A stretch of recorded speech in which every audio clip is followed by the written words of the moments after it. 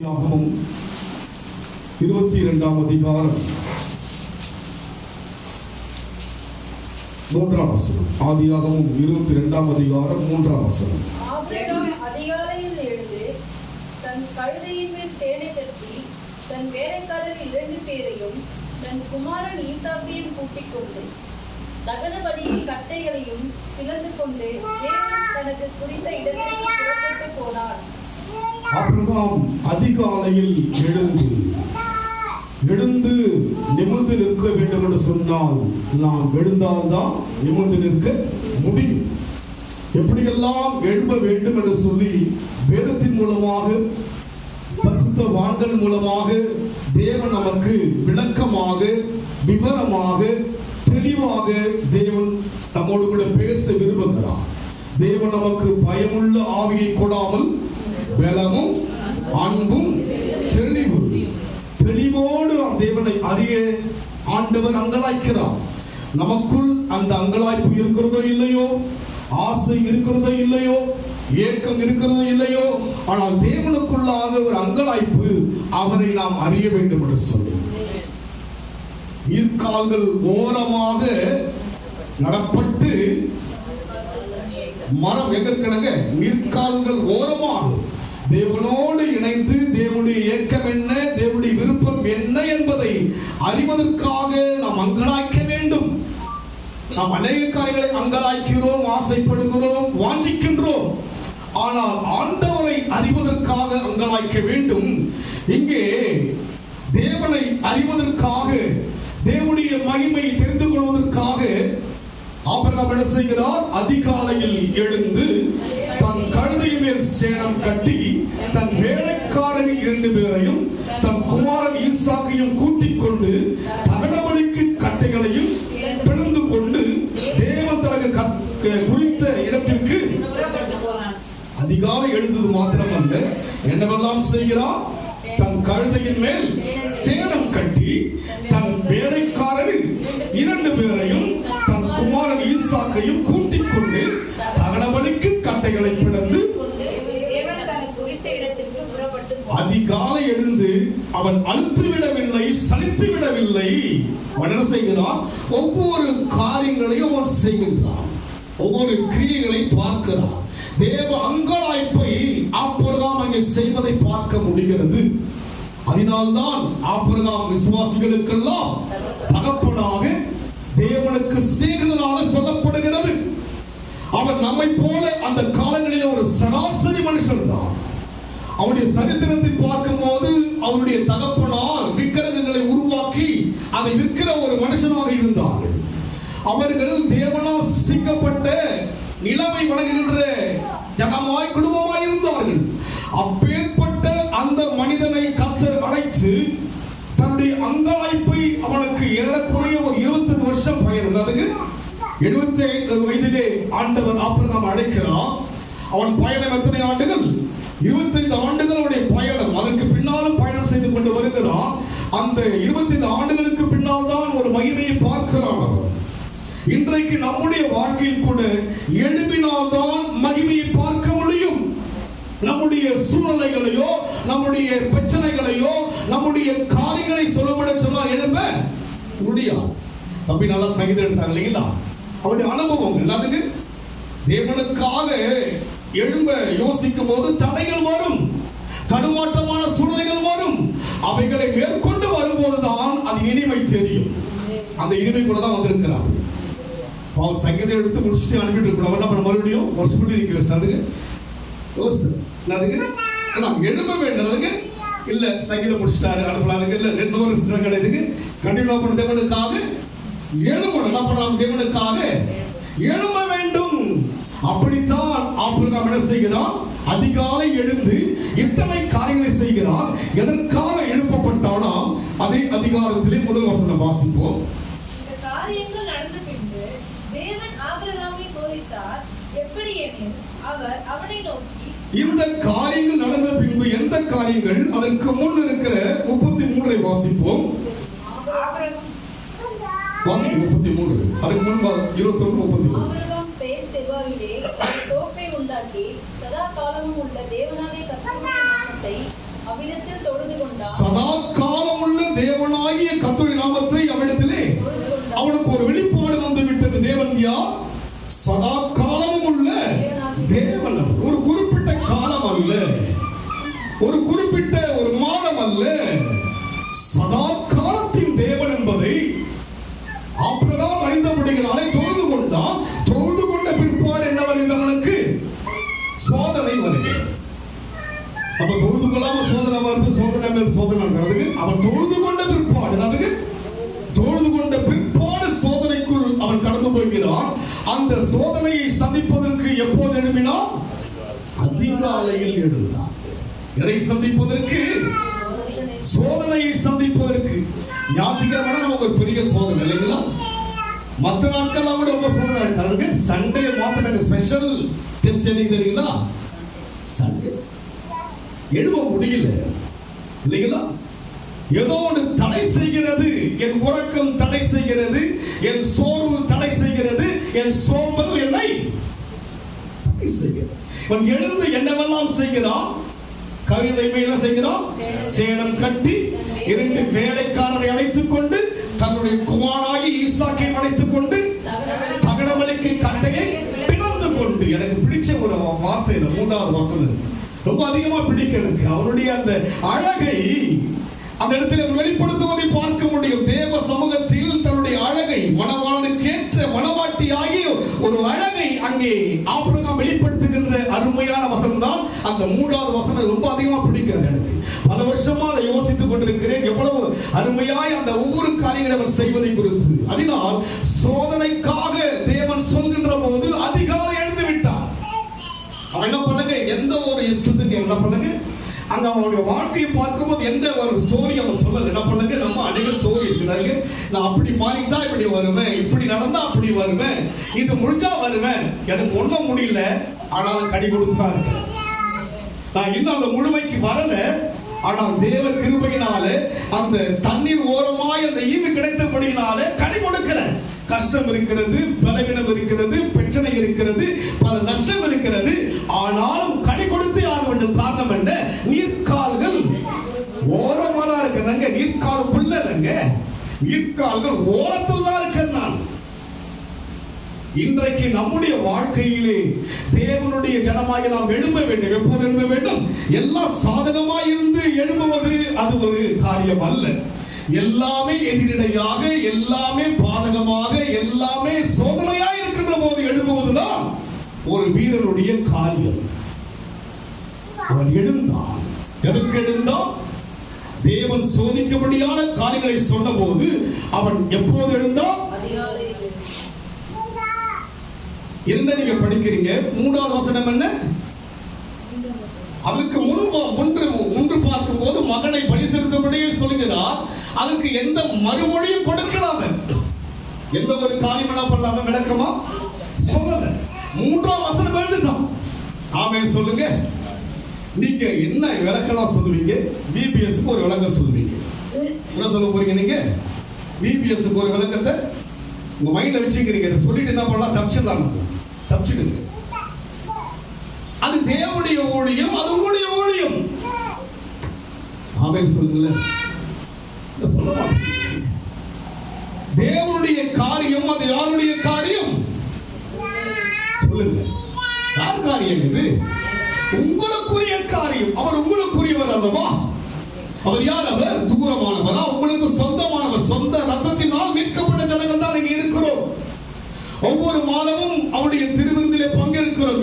எது நிமித்தமாய் பங்கேற்கிறோம்? அவருடைய சரீரமாகிய அப்பத்தை, அவர் ரத்தமாகிய ரசத்தை அனுபவிக்கின்ற அளவுக்கு ஒரு அனுபவமான மக்கள் தான்.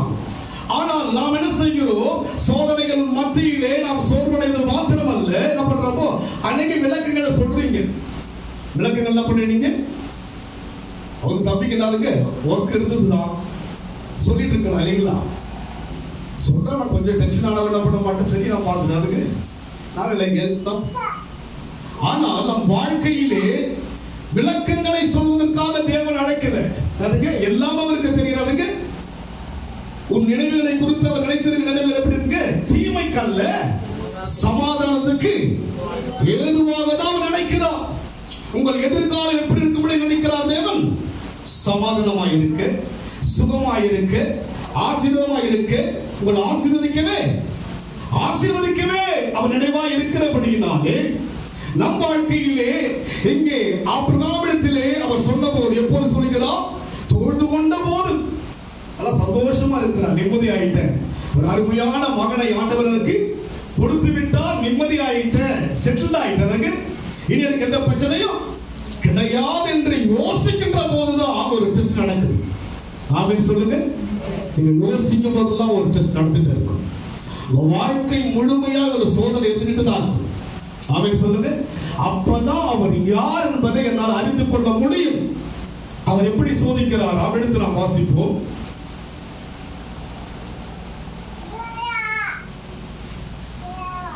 எபிரேயர்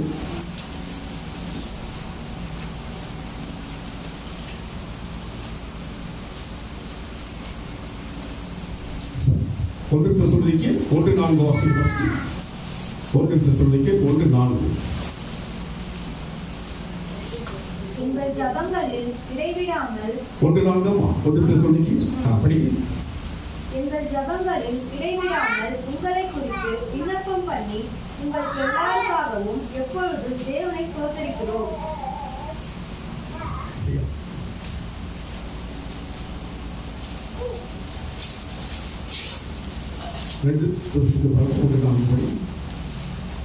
நீங்கள் சகிக்கிற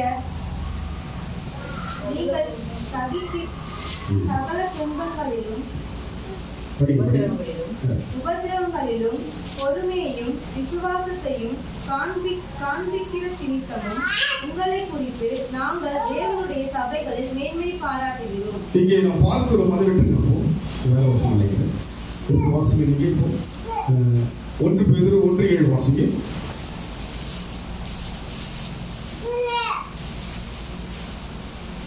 அழிந்து போகிற பொன் அக்னியினாலே சோதிக்கப்படும், அதை பார்க்கிறோம் அதிக விலையேற பெற்றதாயிருக்கிற ஒரு விசுவாசம் சோதிக்கப்பட்டு இயேசு கிறிஸ்து வெளிப்படும் போது உங்களுக்கு புகழ்ச்சியும் கனமும் மகிமையும் உண்டாக காணப்படும். விலையேறப்பெற்ற பொன்னை விட எது விசேஷமானதா விலையேறப்பட்டது? உங்கள் விசுவாசம். அது உங்கள் விசுவாசம் சோதிக்கப்படுகிறது.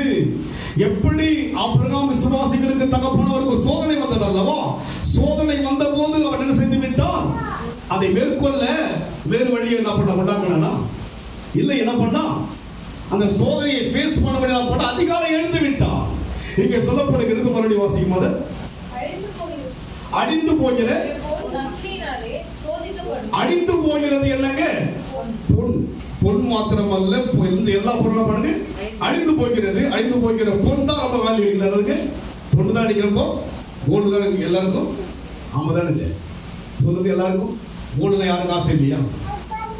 சொல்லுங்க பார்க்கலாம். எல்லாருக்கும் ஆசை இல்லையாமா? எல்லாருக்கும் இருக்கு. ஆனால் அந்த பொன்னை குறித்து பேதுரு என்ன சொல்கிறார்? அழிந்து போகிற பொன்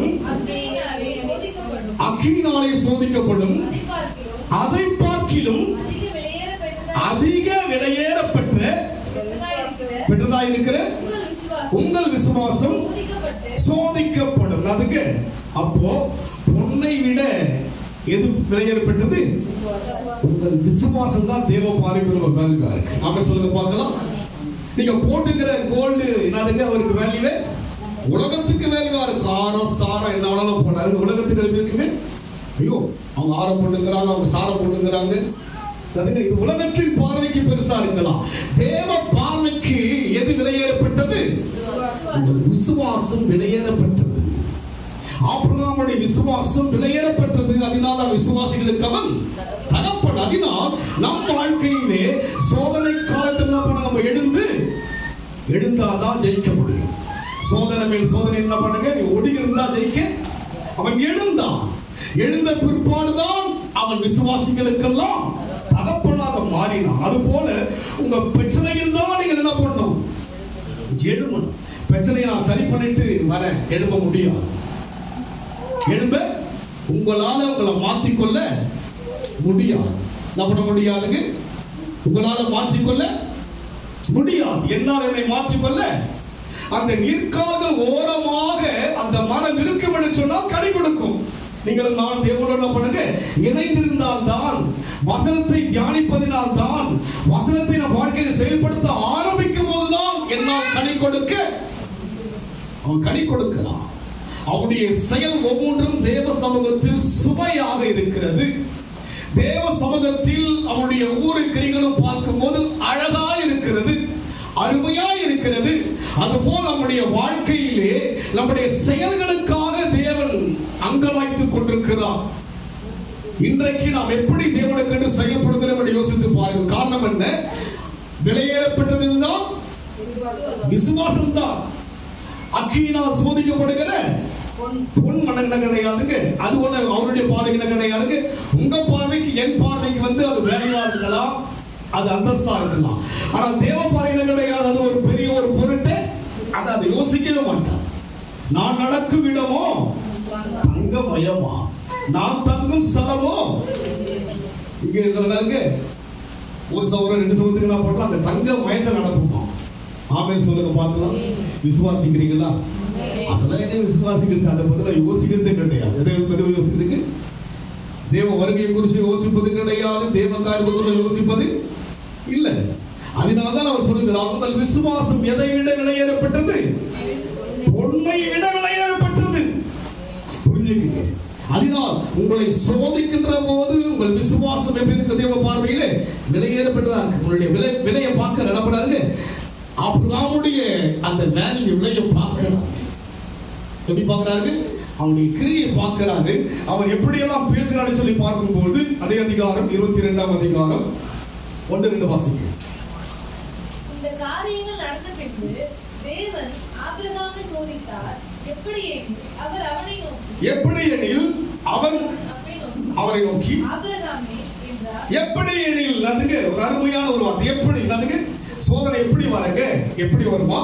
எப்படி எனில் அப்போது அவர் உன் புத்திரனும் பாருங்க, ஈசாயை குறித்து ஆண்டவர் சொல்கிறார், உன்னுடைய புத்திரன், உன்னுடைய மகன், இரண்டாவது ஏக ஒரே மகன், மூன்றாவது நேசிக்கிற மகன். அதுங்க நம்ம கிட்ட சோதனை எப்படி இல்லை, உங்க ஆசையை தான் நம்ம சோதிப்பார். ஆமென் சொல்லுங்க. நீங்க எது மேல அதிகமாக ஆசையோ ஆவலோ அக்கறை கொண்டிருக்கோ அங்க டெஸ்ட் நடக்கும். ஆமென் சொல்லுங்க பார்க்கலாம். அங்கதான் நடக்கும். நீங்க வேற எதுவும் சோதனைங்க இல்ல, நீங்க விரும்புகிற அந்த தூக்கத்தை தான் வரணும். உங்களுக்கு சோதனை வரும். திரும்பி திரும்பி பார்த்தாலும் தூக்கம் வராது. உங்களுக்கு அவருக்கு எழுந்துரு, 5 மணி ஆகுது சொல்லுங்க சொல்லுங்க. நமக்கென்று ஒரு சுயநலத்தை உண்டாக்கி நம்ம தேவனை ஆராதிக்கிறோம். அப்படி அல்ல. அவர் என்ன எதிர்பார்க்கிறார்? ஆபிரகாம் இடத்துல என்ன எதிர்பார்த்தார்? அவர் மகனை எதிர்பார்த்தார். சோதிக்கலாமே, இதில் இவன் ஜெயிப்பானா என்று சொல்லி சோதிக்கும்படியாக மகனை கேட்கிறாருங்க. வேற எதையும் கேட்கல. கடைசியாக 100 வயதிலே ஆண்டவரால் கொடுக்கப்பட்ட மகனை கேட்கிறாரே. நாம் என்னவெல்லாம் சொல்கிறோம், என்னவெல்லாம் ஆண்டுகிட்ட என்ன பண்றாங்க, நம்மை தட்டி கழிக்கப்படியான காரியத்தெல்லாம் சொல்லி நான் பண்றாங்க, விலகிடுவோம் இல்லைங்களா? இவன் தட்டி கழிக்க என்ன பண்ணாம அவன் சொல்லலாம், ஆண்டவரே என் மகன் எனக்கு இனிமே மகனை பிறக்க நீங்க தானே சொன்னீங்க, இஸ்மவேல் அனுப்பிடு, அவன் யாரு கிடையாது உனக்கு சுதந்திரவாதி. எவ்வளவு பேசிட்டு இந்த இடத்துல இப்படி பேசலாமா? நம்ம ஆண்டவர் என்ன பண்ணாங்க, நம்முடைய மனதுக்குள்ளாக அநேக எண்ணங்களை வைத்துக் கொண்டு பழகிட்டு இருக்கிறோம். அநேக எண்ணங்களை வைத்துக் கொண்டு தான் பழகிறோம். நம்முடைய மனதில் தேவனை நெருங்கி போகின்றது எண்ணம் கிடையாது. அப்படியாக அவன் எண்ணாதபடி உன் ஏகசுதனும் உன் நேசகுமாரமாகிய ஈசாக்கை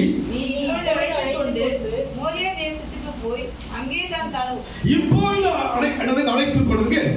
இன்றைக்கே ரச்சனையினால் ஆண்டவர் காரியத்தில் நாளைக்கு அடுத்த வருஷம் பார்த்துக்கிறேன், அடுத்த மாசம் பார்த்துக்கிறேன் கிடைக்க. இன்றைக்கு இந்த மாதம் சிறுவர் ஊழியத்துக்கு நீங்க யாரா இருக்கிறீங்க சொல்லுங்க. மிஸ் பண்ணிடாதீங்க, உதறி தள்ளிடாதீங்க. நான் உங்களை வளர்ச்சி போன அப்படிலாம் கிடையாதுங்க. நீங்கள் வளர்வதற்காக தான் அழைக்கிறேன். ஆமென் சொல்லுங்க. நீங்கள் ஆவியிலே வளர வளர கர்த்தருக்குள் செய்வதெல்லாம் வாய்க்க செய்வோம். சரிங்களா? கர்த்தர் பார்த்துக்குவாருங்க. ஆபிரகாமுக்கு கர்த்தரை பார்த்தானே இல்லைங்களா? யெகோவாயி கர்த்தருடைய பருவத்திலே எல்லாம் அவர் பார்த்துக்குவார். நீங்க அவருக்காக ஆண்டவர் சொன்ன போது என்ன செய்கிறான் அவன்? நான் காண்பிக்கும் நீ மோரிய தேசத்துக்கு போய் மோரிய தேசத்துக்கு போய் நான் உனக்கு குறிக்கும் மலையின் ஒன்றின் மேல் அவனை ஒரு அவனுக்கு ஸ்டெயினை கொடுக்கிறார் பார்த்தீங்களா? ரொம்ப சந்தோஷமா இருக்கும். என்ன பண்ணாங்க, ஐயோ மகன் வந்துட்டான், அதுக்கு எல்லா காரியத்தையும் முடிச்சுட்டா பண்ணுங்க, ஆகாரம் அனுப்ப வேண்டியதுனா பண்ணுங்க, அனுப்பியாச்சு, எல்லாம் முடிஞ்சாச்சு. நல்ல ஒரு லெவல்ல வந்த பிற்பாடு நடக்கின்ற ஒரு டெஸ்ட் தான் இது. உங்க வாழ்க்கையில கூட செட்டில் ஆகும் போது தான் நாங்க டெஸ்ட் வரும்.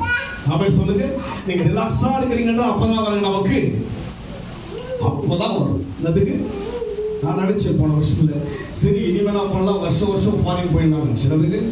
அதுக்கு ஒரு முட்டுக்கட்டை ஒரு பிரச்சனை வந்திருக்கு. ஆனாலும் கர்த்தர் நடத்த வல்லவரா இருக்கு.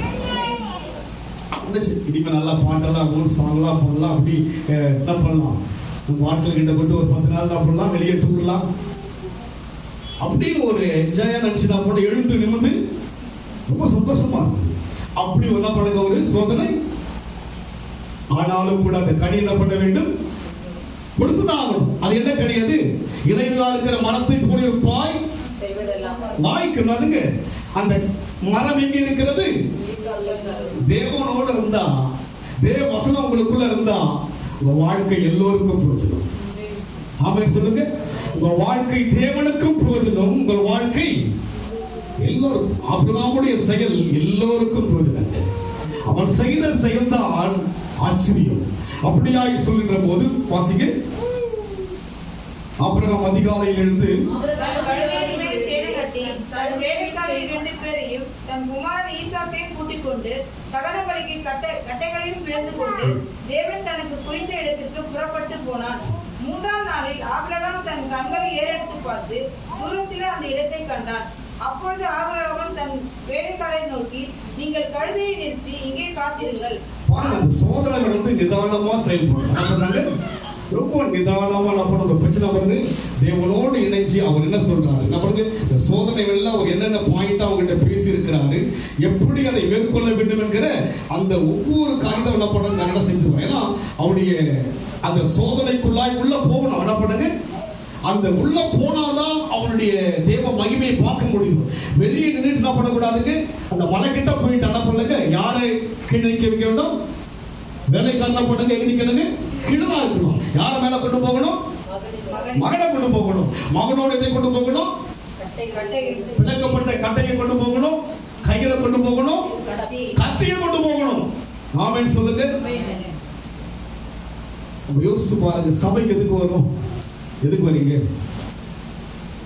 என் ஆத்துமாவே கர்த்தரை எதுக்கு வரீங்க? நீங்க துதிக்க வரீங்க, அப்புறம் பாட வரீங்க, அப்புறம் ஆராதிக்க வரீங்க, சாட்சி சொல்ல வரீங்க, தேவனுடைய சத்தத்தை. இந்த 5 அனுபவங்கள் தான் சபைக்குள்ள வருவதற்கான காரியம். இவன் அதெல்லாம் படிப்படியாக செய்து கொண்டே வருகிறான். ஒரு இடத்துல கூட நம்ம மிஸ் பண்ண என்ன பண்ணுங்க, எங்கே யாரை நிற்க வேண்டுமோ அங்கே அவள் நிற்க வைத்து விட்டு யாரை கொண்டு வர வேண்டுமோ கடந்து வரான். ஒவ்வொரு காரியங்களை ஆபிரகாம் செய்ய செய்ய செய்ய கர்த்தர் அவன் வாழ்க்கையில் அற்புதங்களை செய்ய ஆரம்பித்தார். நீங்க தேவனுக்காக எழும்ப எழும்ப எழும்ப எழும்ப ஆண்டவரோட எழுந்து நிமிர்ந்து நிற்க செய்வார். சோதனை வரப்பட்டதுக்கு சோதனைகள் வரும். அதை சோதனையை தேவன் மாற்றும்படியாக 1 கொரிந்தியர் 10ஆம் அதிகாரம் 11 வாசிங்க.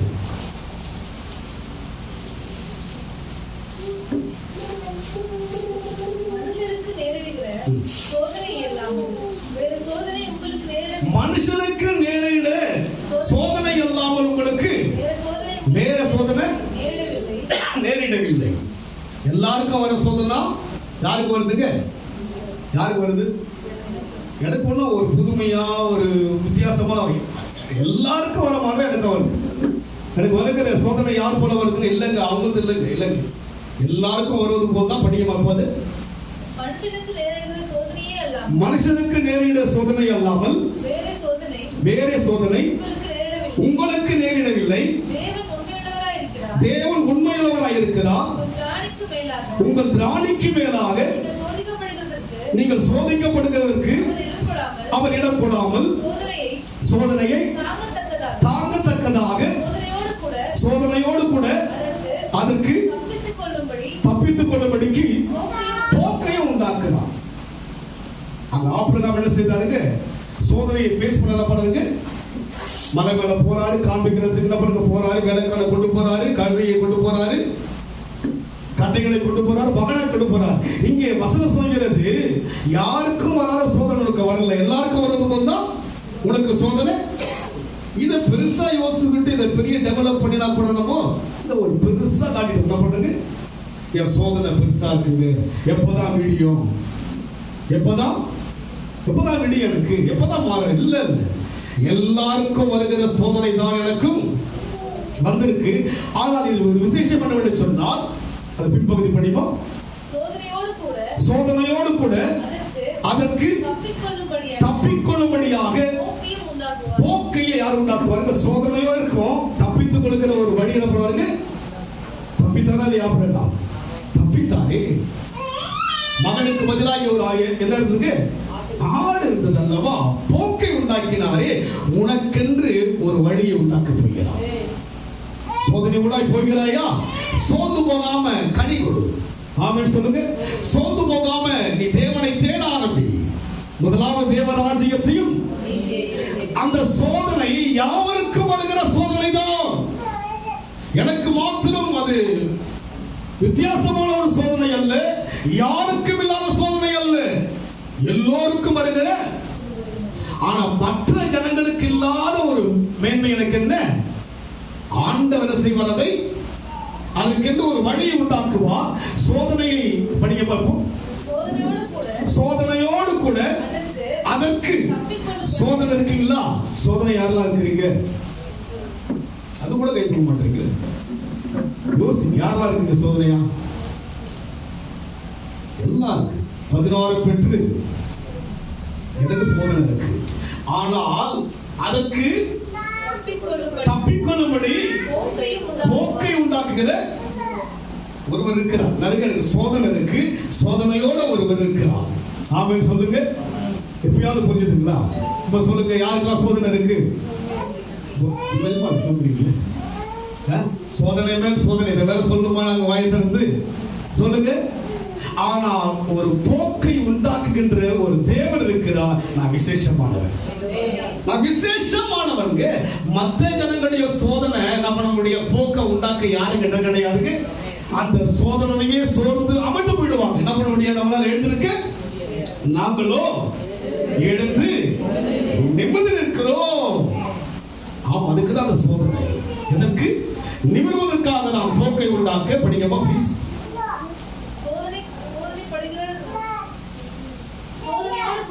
தப்பிக்கொள்ளும்படியான போக்கையும் உண்டாக்குவார். ஆகையால் எனக்கு பிரியமானவர்களே, விக்கிரக ஆராதனைக்கு விலகி ஓடுங்கள். விக்கிரக ஆராதனைக்கு என்ன பண்ணுங்க? நீங்க விக்கிரக ஆராதனைக்கு சிலை மாத்துங்க. எதெல்லாம் நீங்க புரிய போறீங்க அதனை என்னதுங்க?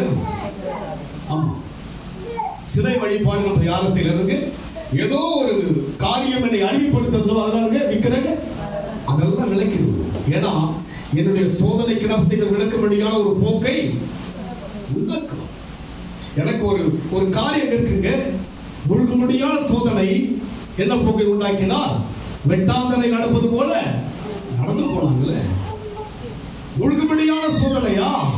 உங்களுக்கு வழியை தேவன் திறப்பான். இனி தலை நிமிர முடியாத சோதனையா? உங்களை கர்த்தர் தலை நிமிர செய்ய வல்லவராக இருக்கிறார்.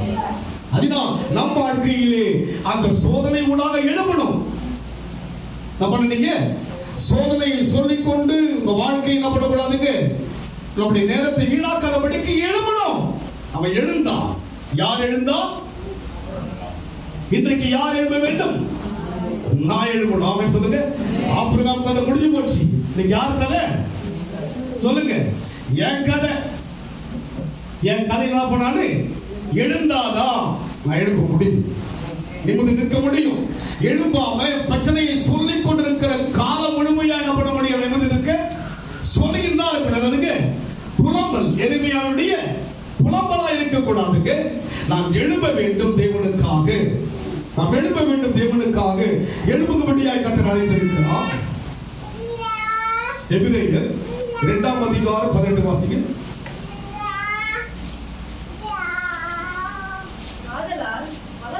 சோதிக்கப்பட்டு பாடுபட்டதினாலே அவர் சோதிக்கப்படுகிறவர்களுக்கு உதவி செய்ய வல்லவராய் அவர் சோதிக்கப்பட்டவர். நீங்க சோதிக்கப்படுவதற்காக எழுந்திருக்கிறீங்க, ஆனால் அவரோ சோதிக்கப்பட்டவர். படிக்குமாத ஆதலால் அவர்தாமே எவர்தாமே நீங்கள் ஆராதிக்கின்ற தேவன் தாமே இயேசு கிறிஸ்து செய்கிறார் சோதிக்கப்பட்டார். அவர்கிட்ட எந்த குறையும் நினைவாக அவர்கிட்ட ஒரு குறையும் சோதிக்கப்பட்டு பாடுபட்டார். சோதனை இரண்டாவது பாடுபட்டார். ஒன்று சோதிக்கப்பட்டார், இரண்டாவது நீங்க சோதிக்கப்படுறீங்க, இரண்டாவது பண்றீங்க பாடு. சொல்ல மாட்டீங்க அது கூட பாடுகள் இருக்கா இல்லைங்களா? சொல்லுங்க, யாருக்கெல்லாம் இருக்கு பாடுகள்? அவரும் சோதிக்கப்பட்டார், பாடுபட்டு அவர் சோதிக்கப்படுவதற்கு உதவி செய்ய வல்லவராய் இருக்கிறார். ஆமென் சொல்லுங்க. எதுக்கு ஆமென் சொன்னீங்க? எனக்கு உதவி செய்ய அவர் வல்லவராய் இருக்கிறார். நான் தான் அந்த கேரக்டர். ஆமென் சொல்லுங்க. இங்க யார்கிட்ட பேசுறாரு? கர்த்தர் என்கிட்ட பேசுறா, உங்களை அழைச்சிருக்கிறார். நீங்க முழுமையா ஆண்டவருடைய வார்த்தைகளை தான் புரிஞ்சு கொள்ள முடியும்.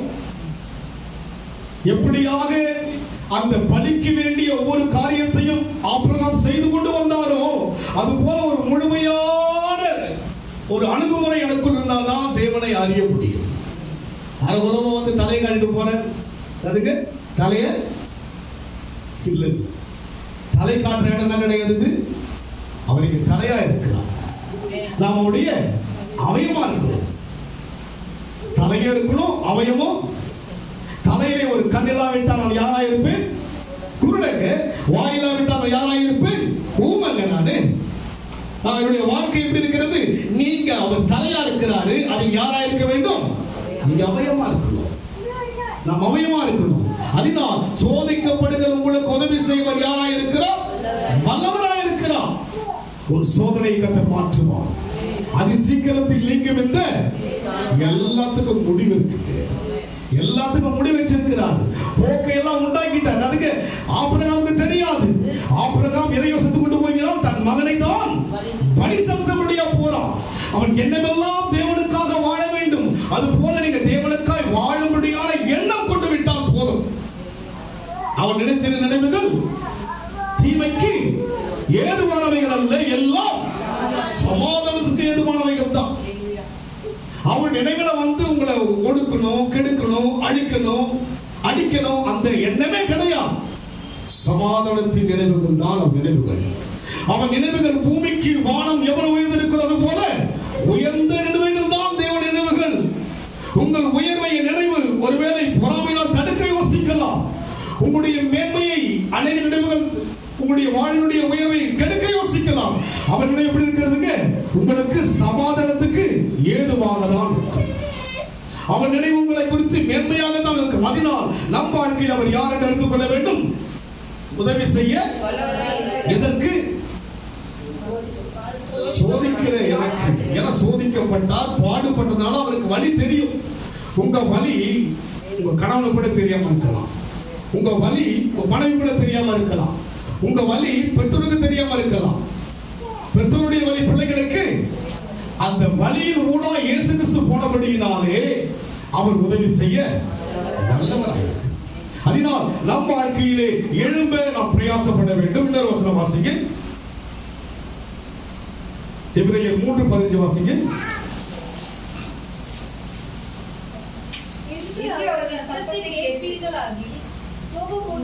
எபிரேயர் 3:15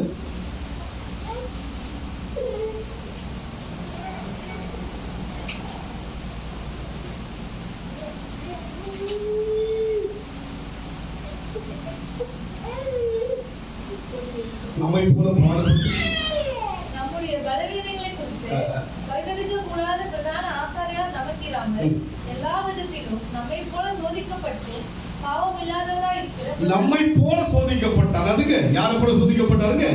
அவர் சோதனை வேற, ஏன் சோதனை வேற இல்லைங்க. அவர் நம்மை போல சோதிக்கப்பட்டார். புரிஞ்சுக்கங்க. அதுக்கு அவர் சோதிக்கப்பட்டார், பாடுபட்டார். யாரை போல சோதிக்கப்பட்டார்? உங்களுக்கு என்ன சோதனை, அவருக்கு அது சோதனை இல்ல. அவருக்கு டிஃபரன்ஸ் கிடையாது. அவருக்கு பசி உண்டாயிற்று, அவருக்கு தூக்கம் வந்தது, அவருக்கு எல்லாமே மாம்சத்தில் இருக்கும் போது எப்படி இருந்தாருங்க? நம்மை போலதான் இருந்தார். ஆனால் அவைகள் மத்தியிலே ஆண்டவருடைய சித்தத்தை அவர் செய்யும்படியாக பிரயாசப்படுத்த போல நம் வாழ்க்கையில் அவர் யார் என்று புரிந்து கொள்ள வேண்டும். நம்மை போல சோதிக்கப்பட்டவர். இதெல்லாம் இன்னைக்கு நமக்கு விளக்கம் இருக்குங்க. அன்றைக்கு ஆபிரகாம் என்ன கிடையாது, இதெல்லாம் கிடையாது. நான் பாக்கியவான், எனக்கு தெரியும், நான் விசுவாசித்திருக்கிறவர் சோதிக்கப்பட்டவர், என்னை போல சோதிக்கப்பட்டவர். சோதிக்கிற எனக்கு என்ன செய்வார்? அவர் அதை விளக்கும்படியாக உதவி செய்வார், வல்லவராய் இருக்கிறார். அதுக்கு என்ன செய்வார்? கர்த்தர் வழிகளை செய்வார், நமக்கு உண்டாக்குவாங்க, நமக்கான காரியம் அவர் செய்வார். ஏன்னா அனுபவித்து விட்டார். ஆபிரகாம் காலம் அது கிடையாதுங்க. இன்றைக்கு அனுக்கிற காலத்தில் இருக்கிறோம். இதை விட பாக்கியம் உடனே நன்றாக விளங்கிக் கொள்ள வேண்டும். தேவனை படிச்சு நம்மள பண்ணுங்க, தேவனை நன்றாக தியானித்து நான் பண்ணுங்க.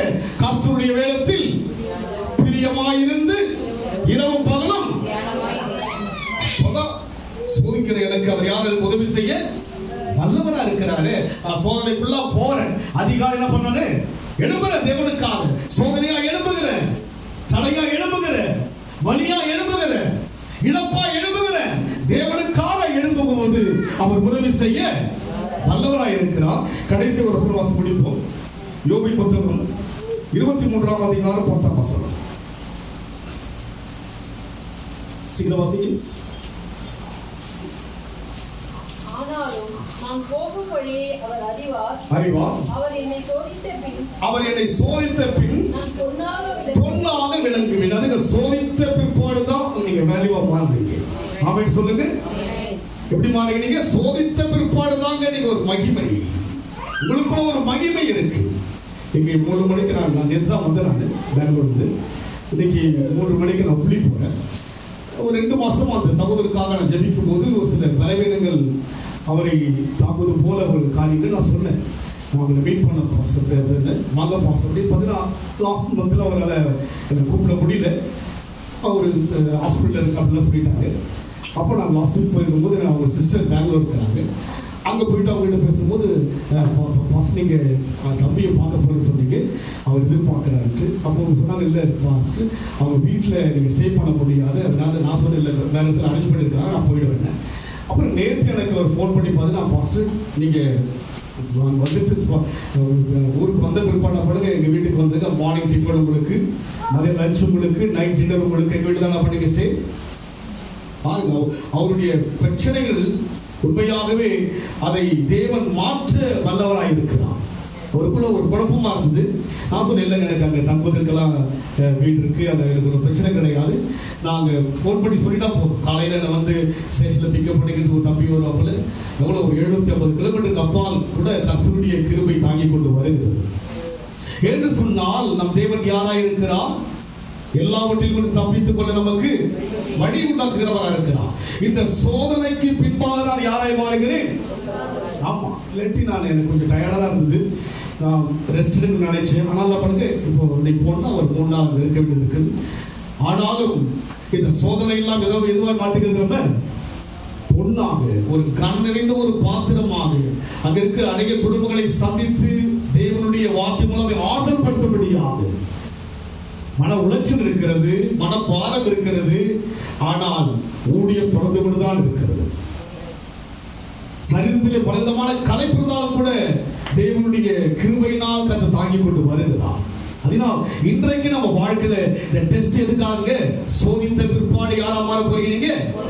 ஒரு கனவெறிந்த பாத்திரங்கள். நீங்க சாதாரணமான பாத்திரம் அல்ல. எங்கோ ஒரு 850 கிலோமீட்டருக்கு அப்பால் இருக்கிற அந்த இடத்திலே கர்த்தர் கொண்டு போய் என்னை பயன்படுத்த சொன்னால் சோதனை மூடாய் கடந்து போனாதான் பயன்படுத்துவான். இல்ல எனக்கு சரீரத்தில் களைப்பா இருக்கு, நான் என்ன மாத்திக்கலாம், என்ன பண்ண முடியல, நானு இல்ல ஆண்டவருக்காக எழுதணும், தேவனுக்கான பண்ணுங்க. அது கால நேரம் நமக்கு சூழ்நிலைகளுக்கு மிஞ்சி நம்ம எழுதணும். அங்கே தேவனை தொழுது கொண்ட பிற்பாடு சோதிக்கும்படியாய் வருகிறாரே. என்ன தேவன் அவர்? யோசுவாருக்கு என்ன தேவன் அவர்? அவர் நல்ல தேவன். ஆடுகளுக்காக ஜீவனை கொடுத்த தேவன்.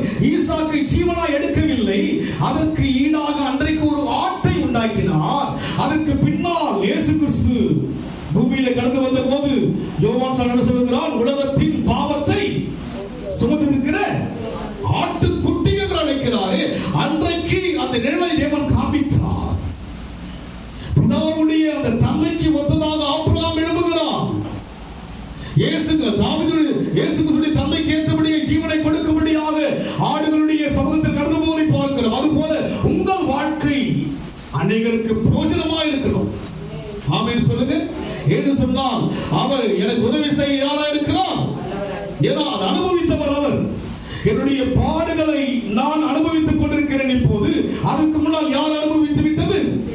இயேசு அனுபவித்து விட்டார். அவருக்கு எல்லாம் தெரியும். உங்களுடைய ஒவ்வொரு இன்சுடைய பாடுகள், வேதனைகள், நிந்தனைகள், அவமானங்கள், ஏளனங்கள் எல்லாம் யாருக்கு தெரியும்? எல்லா வழியும் அவர் கடந்து போனபடியினாலே அவர் தப்பித்துக் கொள்ள என்ன செய்வார்? வழிவகுக்கிறவராக இருக்கிறார். எனக்காக யாவற்றையும் செய்கிறபடியினாலே நான் தேவனுக்காக எழுதும். இனி நாம போக்கு சொல்றது என்ன கிடையாதுங்க. அவன் சொல்லியிருக்கலாம் அநேக காரியங்களை. ஆபிரகாம் சொல்லல. ஆபிரகாம் சொல்லாதபடினால் தான் கடைசி ஒரு வாசிப்போம். 22ஆம் அதிகாரம் ஆதியாகமம் 18 வாசிங்க. நீ என் சொல்லுக்கு கீழ்ப்படிந்தபடியினால். ஆமென் சொல்லுங்க. இப்போது கேட்ட இந்த தேவனுடைய சொல்லுக்கு நாம் என்ன செய்ய வேண்டும்? கீழ்ப்படியணும். ஆமென் சொல்லுங்க பார்க்கலாம். இதற்கு மேலேயும் ஒரு கதையை நீங்க சொல்லிட்டு வந்தீங்கன்னா அது விசுவாசிகளுக்கு அழகு அல்ல. உங்களை குறித்து விலையேறப்பட்டதாக சிந்திக்கிறாரே, அழிந்து போகிற பொன்னல்ல நீங்க. யாருங்க? விலையேறப்பட்ட விசுவாசம் உள்ள விசுவாசிகள் நீங்க. அவர் பார்வைக்கு இங்கே கணத்துக்குரிய மக்கள், மதிப்புக்குரிய மக்கள். உங்களை சமுதாயத்திலே கனப்படுத்த அநேகருக்கு உங்களை உயர்த்தும்படி அழைத்திருக்கிறபடியினாலே அங்கே ஆபிரகாம் இடத்தில் தேவன் சொல்லுகிறார், நீ என் சொல்லுக்கு கீழ்ப்படிந்தபடியினால் உன் சந்ததிக்குள் பூமியில் உள்ள சகல ஜாதிகளும் ஆசீர்வதிக்கப்படும் என்று என் பேரில் ஆணையிட்டேன் என்று கர்த்தர் சொல்லுகிறார். யார் பேரில்? ஆண்டவர் பேரில் சொல்லிட்டு என்ன பண்ணுங்க? உன் நிமித்தமாய் சகல ஜனங்களும் ஆசீர்வதிக்கப்படுவாங்க. ஆமென் சொல்லுங்க. உங்கள் நிமித்தமாக அநேக நோய்களை தேவன் சுகமாக்க வல்லவர். நேற்று முன்தினம் ஒரு எனக்கு மெசேஜ் அனுப்பிச்சார்.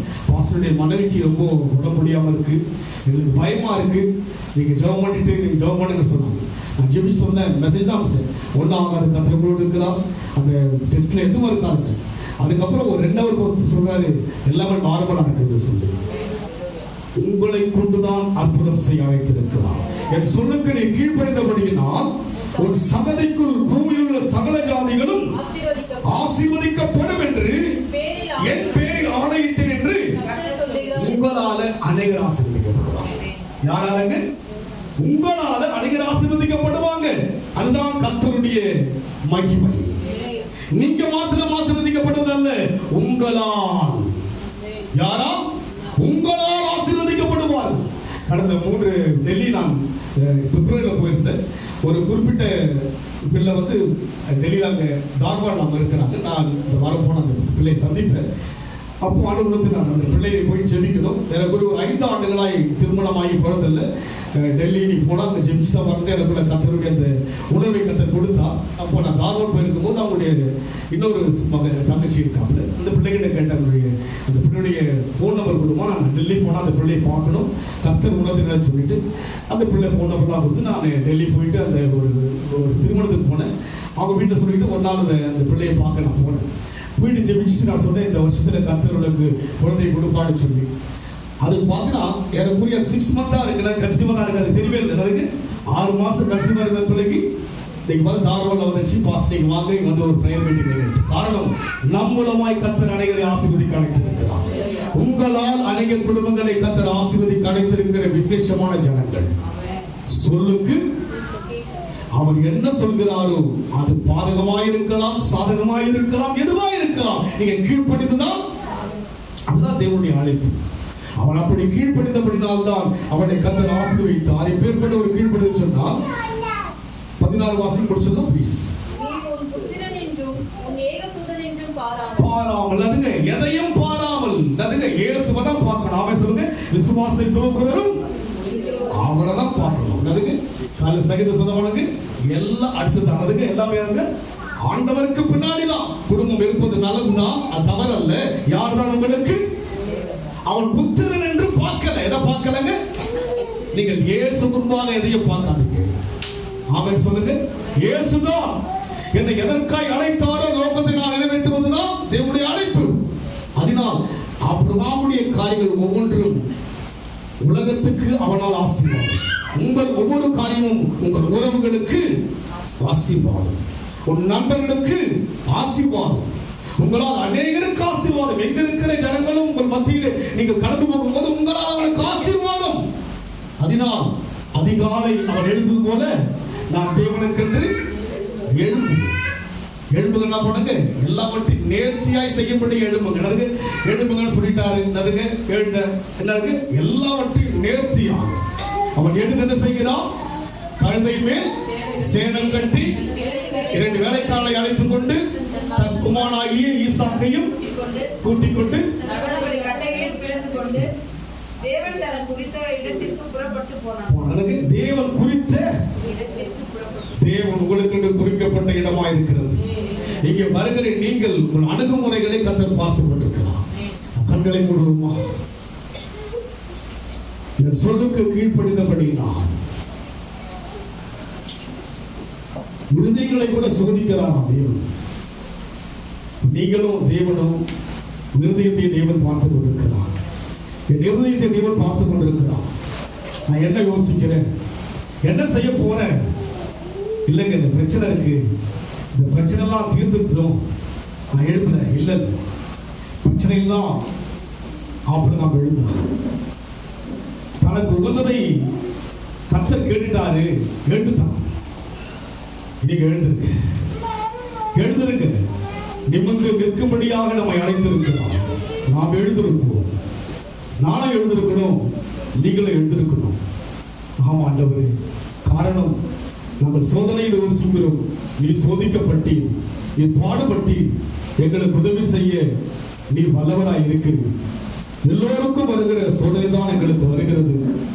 ஆனால் அந்த சோதனைக்கு தப்பித்துக் கொள்கிற ஒரு போக்கை உண்டாக்குகிற, ஒரு வழியை உண்டாக்குகிற, ஒரு நன்மையை உண்டாக்குகின்ற, ஒரு அற்புதத்தை உண்டாக்குகின்ற தேவன் எங்களோடு இருப்பதற்கு சோதனையா எழும்ப உதவி செய்ய இதுதான் ஆக வேண்டும் என்று சொல்லி கட்டளை கொடுக்கிறேன்.